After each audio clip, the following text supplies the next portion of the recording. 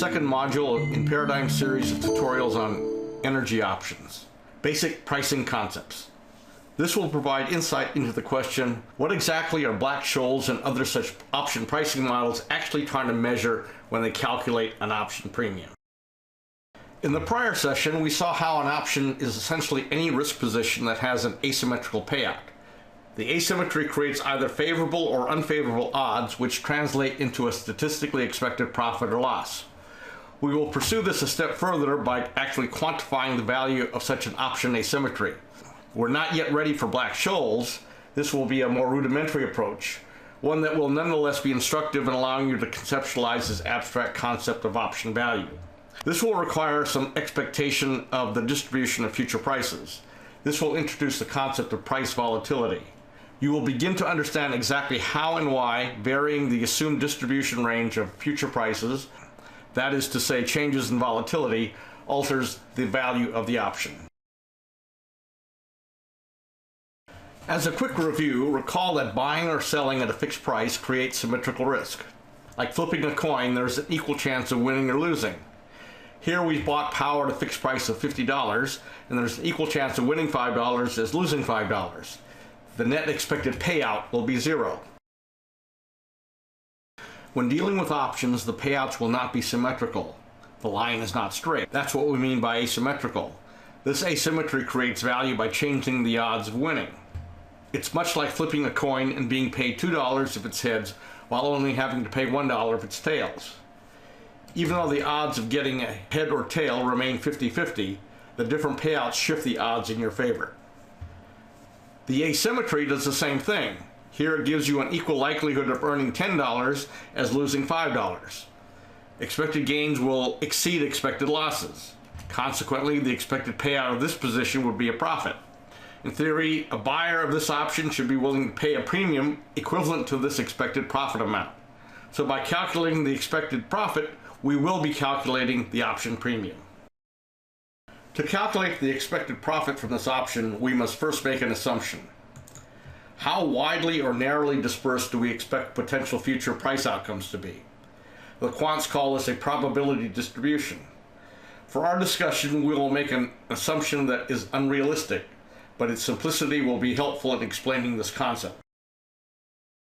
We will assume the probability distribution, that is to say the expected dispersion of future price outcomes, to be rectangular. What this means is that there is no possibility that prices will end up less than $45 or more than $55. All of the price outcomes will be between 45 and 55, and all of them are equally likely.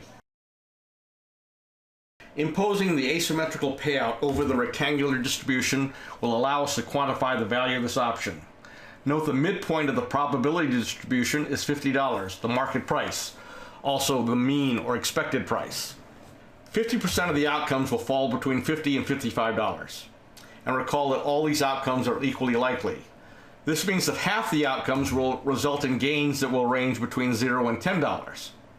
As all the gains in this range are also equally likely, the average gain for 50% of the time when prices are between 50 and 55 will be $5. The other 50% of the time, prices will end up between $45 and $50, all having the same probability. This translates into a range of losses between $0 and $5, again, all equally likely.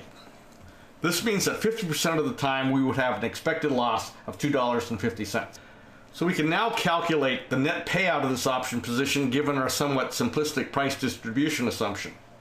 Half the time we expect to earn $5, the other half we expect to lose $2.50. This leaves us with an average profit expected of $1.25. What does this mean? This option position, if held many times in up markets, down markets, sideways markets, that is to say enough to attain statistical convergence, the risk holder in retrospect will have earned on average $1.25 for every one of those individual positions held. So the option buyer will have expected earnings of $1.25 from owning this option. As this is a zero-sum game, it's necessarily also the case that the other side of this trade, the seller of the option, will have expected losses of $1.25 if it sells the option. The seller, therefore, is not about to take on this risk position unless compensation is paid, That compensation needs to be $1.25. Seller must earn and buyer must pay a premium of $1.25. Now, let's make a small change. We won't change the asymmetry, so the option itself remains the same. What we are going to change is the width of the rectangular distribution. Now the range is between 40 and 60.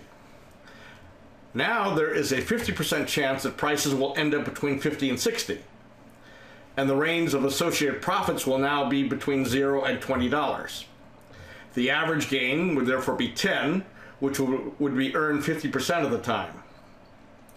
The other 50% of the time, prices will range between 50 and 40. The range of losses would be between 0 and 10. The average loss would be $5, expected the other 50% of the time. So half the time you would earn $10, the other half of the time you'd lose $5. This nets to an expected payout, that is to say, an option premium of $2.50. Note that the premium is higher than the $1.25 premium in the original example. The underlying asymmetry did not change. The only thing that changed was the expectation of how widely dispersed price outcomes will be.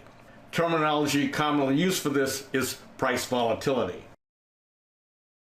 A wide dispersion range is considered high volatility and results in higher option premiums. Narrower price dispersions would be low volatility and result in lower premiums.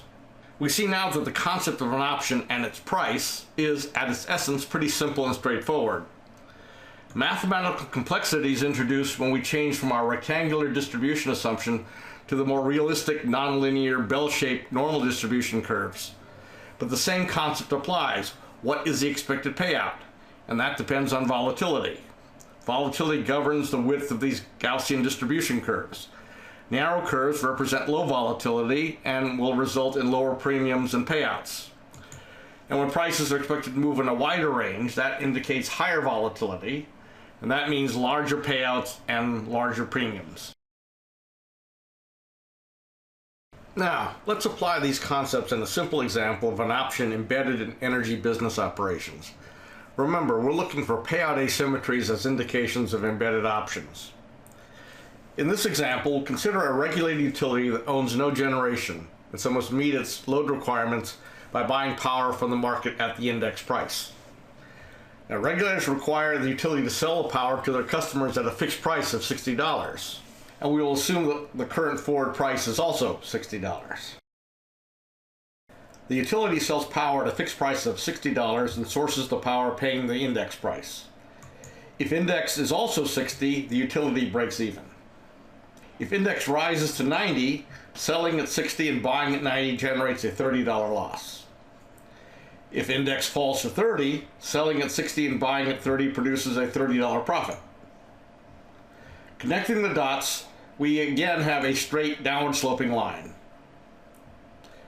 This is symmetrical risk, so there is, to this point, no indication of an option. But regulators add a provision to the utility's tariff. If market prices fall below 60, the utility will share 50% of the benefit with the consumer through price reductions in the tariff. This provision will have an effect on the payout structure. If the price falls from 60 to 45, normally there would be a $15 profit. However, since half that gain must be passed along to the consumer, the utility only realizes half of it, leaving it with a profit of only $7.50. If prices fall to 30, instead of a $30 gain, the gain is half of that at $15. By connecting the dots, we now observe an asymmetry, telling us that there is an option in this utility's tariff structure. The next question should be, does the utility own or has it sold the option? We can learn this by seeing whether this asymmetry provides favorable or unfavorable odds to the utility. In this case, for every dollar increase in price, the utility loses $1, 1 for 1.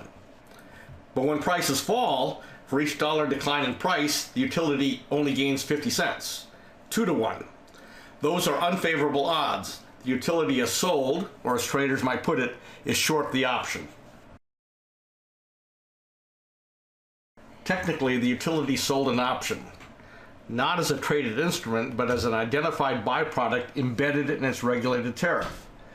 Being short the option, the utility must view the option as an uncompensated expense. It has not actually been paid a premium.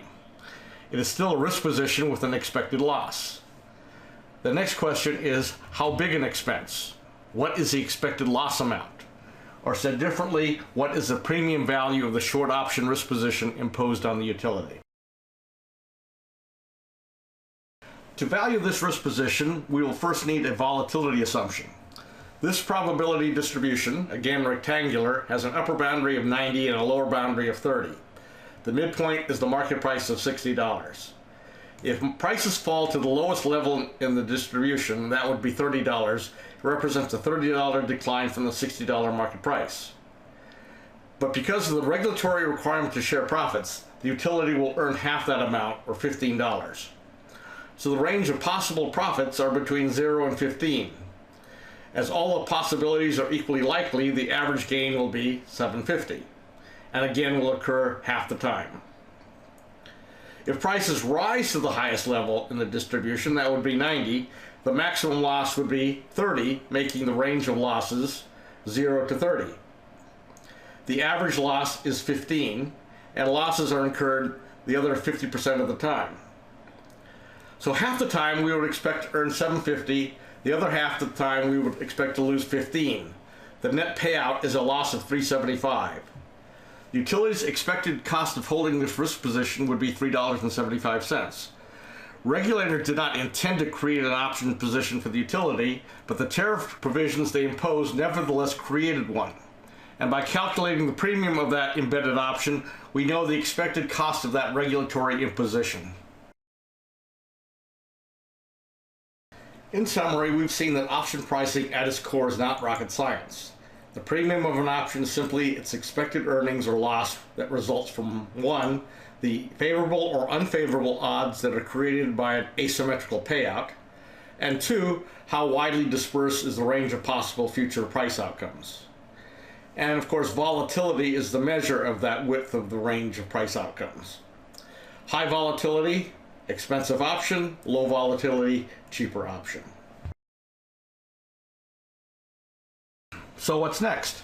Through this point, we've been talking about the broad concept of options that include both real options and traded options. The put and call are traded options. They are in effect an artificial way of producing a payout asymmetry.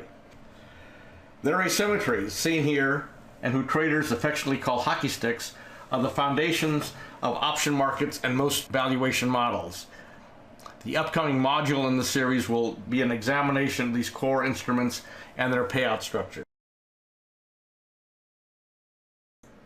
Beyond options, Paradigm offers training programs in a wide array of topics, all focused on the unique aspects of managing risk in the energy sector. We invite you to our website to view more modules and to learn more about Paradigm's online tutorials and classroom training programs.